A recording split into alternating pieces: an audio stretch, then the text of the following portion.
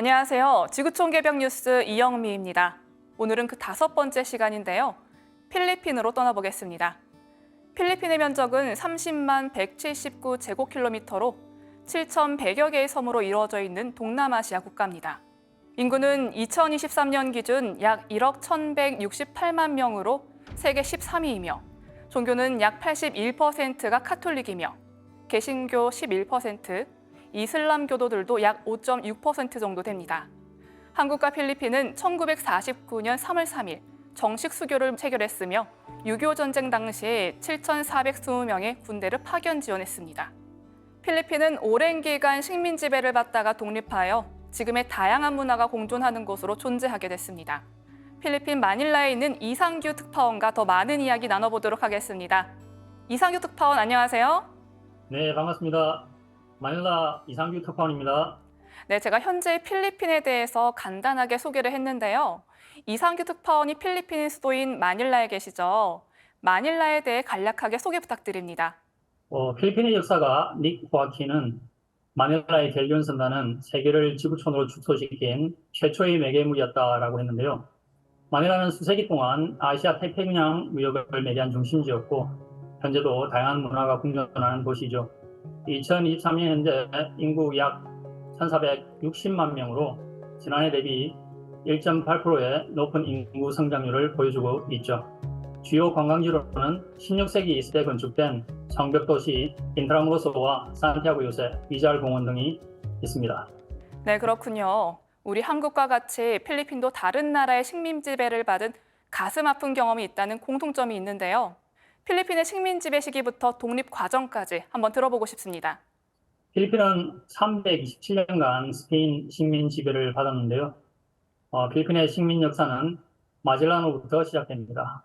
1521년 4월 마젤란이 필리핀 세부에 도착해서 처음으로 한 일이 십자가를 세우고 세부 주민 800여 명을 카톨릭으로 개종시키는 일이었죠. 이후 스페인은 성소와 총을 앞세워 필리핀 부족들을 정복한 후 1571년부터 약 300여 년간 식민 통치를 이어가게 되죠.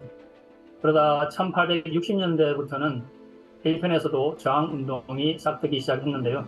1892년에 필리핀 민족동맹이 조직되고 사회개혁과 비밀결사조직에 의한 무장공비도 일어나게 되죠. 이후 1898년 4월 쿠바 독립 문제로 벌어진 미서전쟁에서 스페인은 패하게 되는데요. 이때 미국의 원조를 받아 필리핀에서 독립전쟁을 지휘하던 아게날도 장군은 필리핀의 독립을 선언하지만 같은 해 12월 10일 미국은 스페인과 파리 조약을 맺어 필리핀의 지배권을 넘겨받게 됩니다. 그렇게 필리핀은 또다시 미국의 식민 지배를 받게 됩니다.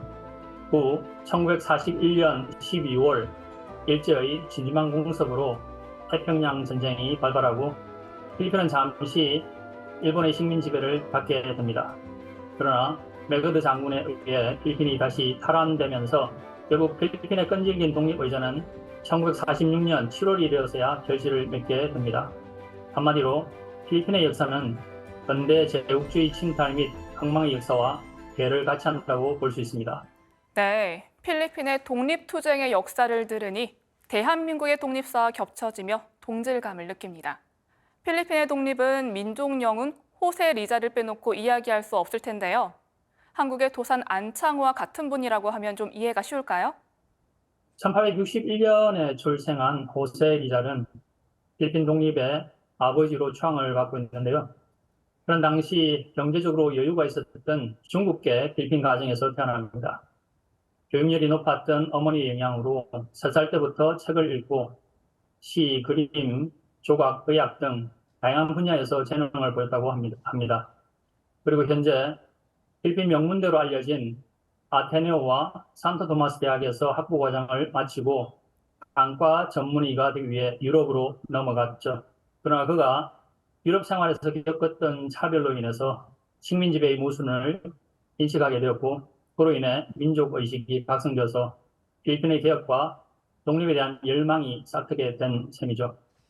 그의 유명한 소설 놀림의 땅 헤레는 스페인 식민 정부와 성직자들의 부패하고 억압적인 관행을 폭로한 것인데요. 이 소설은 필리핀 전역으로 퍼져나가 독립을 위한 민족운동에 큰 영감을 주게 됩니다.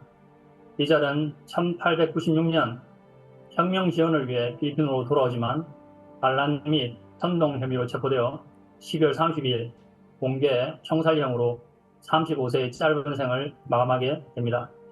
그러나 그의 죽음은 많은 필리핀 청년들에게 독립투쟁의 영감을 불어넣어 무장투쟁에 가담하게 하였으니 필리핀 독립에 시대한 영향을 미친 인물이라고 할 수 있습니다. 네, 실제로 안창호 선생이 1929년 필리핀의 독립운동 기지를 개척하려고 3개월가량 순행하기도 했다는 기록이 있는데요. 필리핀은 여행 가기 좋은 나라라고만 생각을 했었는데 이런 역사적 사실들을 알게 되니 한층 더 가깝게 느껴집니다. 필리핀의 국기도 필리핀 독립운동 지도자였던 에밀리오 아기날도 장군에 의해 1898년도 도안되었다고 들었습니다. 네, 필리핀어로 깃발을 반딜라라고 하는데요.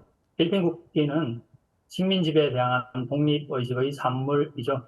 여기서 파랑은 진실과 정의를, 빨강은 용기와 용맹을, 그리고 흰색은 평등을 상징하는데요. 전시에는 빨강과 파랑의 위치를 뒤집어 동적인 용맹성을 강조한다고 합니다.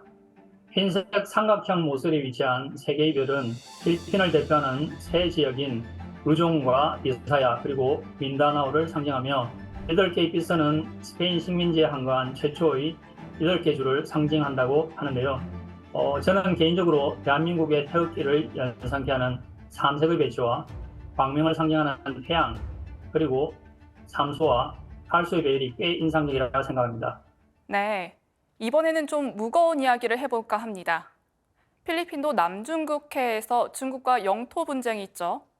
네, 현재 남중국해의 중국과 필리핀 간의 영토 분쟁 지역은 스프레틀리 군도와 스카보로 섬 지역입니다. 중국은 1947년에 그들이 임의로 시도해 이른바 남해 구단선을 내서 남중국해의 약 90%가 자국의 영해라고 주장을 하는데요. 실제 2012년 사실상 필리핀의 배타적 경제 수역 내에 위치한 스카보로 섬 지역의 일부 섬과 암초를 무력으로 점령하고 그곳에 7개의 인공섬을 건설해서 남중국해에 대한 영유권을 노골적으로 드러냈죠. 이에 필리핀은 헤이그에 있는 국제상설중재재판소에 이 문제를 제소했습니다. 그리고 중재재판소는 2016년에 중국 측 주장은 근거가 없다고 판결을 했었죠. 그러나 중국은 여전히 이 지역에 대한 영토 주권을 주장하고 있는 상황입니다.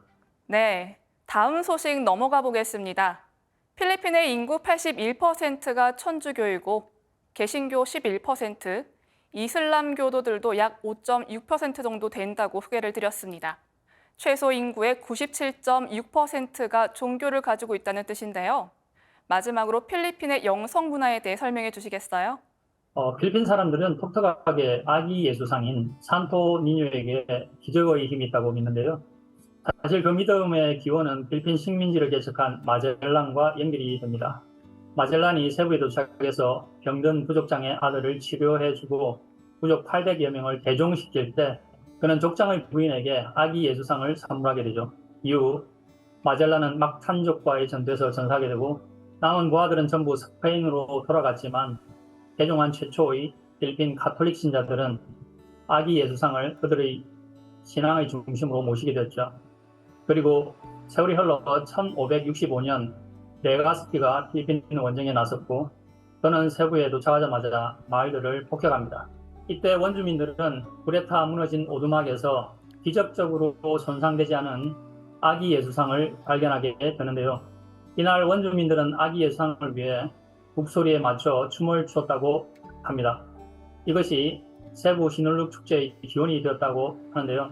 이 사건 이후 필리핀 사람들은 아기 예수 산토 니뇨를 기적과 신앙의 상징으로 여기게 되었던 것이죠.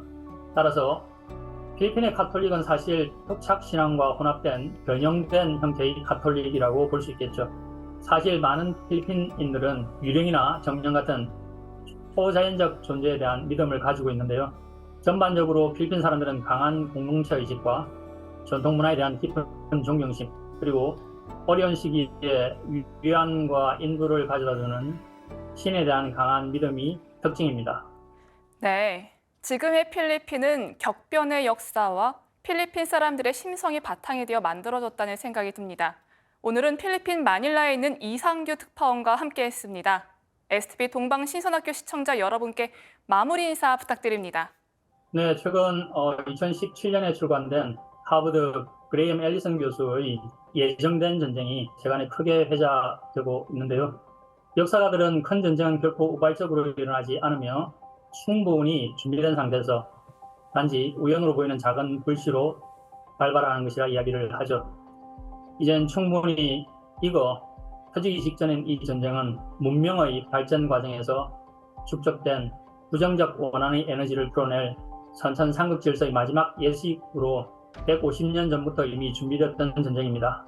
역사는 우연하게 흘러가는 것처럼 보이지만 깊이 보면 철저한 인과관계와 절대 정신의 조화로 분명한 목적을 향해 일심으로 진행됨을 절감하는 때가 있는데요. 전쟁은 병으로 막는다는 상제님의 말씀처럼 세부 원주민들의 영성문화와도 연결되는 동방신선 수행법으로서만 임박한 추찰병난을 극복할 수 있다는 게 참으로 역사의 아이러니라 생각됩니다. 모쪼록 동방신선 수행법을 시청하시는 많은 분들께서 다들 우주의 빛꽃으로 환하게 피어나시길 기원드립니다. 감사합니다. 네, 이상규 특파원님 감사합니다. 오늘은 필리핀 소식을 들어봤습니다. 지금까지 지구촌개벽 뉴스 이영미였습니다.